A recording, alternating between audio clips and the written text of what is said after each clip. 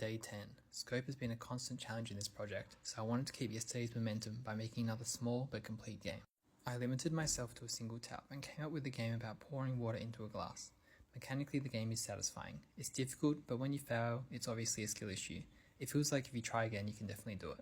There are two weaknesses in today's game. The first is the art style. I was quite happy with my solution to use a mask to get the water to conform to the glass, but I wish I had added transparency, some splashes, ripples, anything. Even shading the top of the water a little lighter would have gone a long way to improve it. The second is the game flow and code. It started out clean, but then as I introduced animations and sounds, it became messy. I need to be more conscious of the game as a state machine and how control flows between components. As for successes, time management was spot on, and I was able to complete the game for a second day in a row.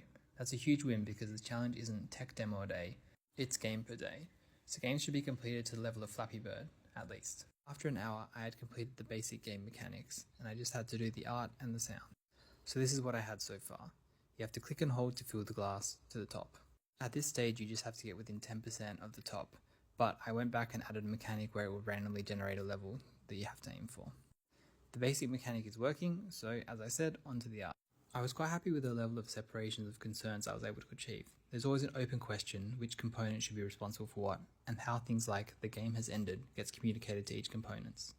For example, if the glass is responsible for the tap event and being filled, then how does the game manager tell it that there's a tutorial window open so don't fire events?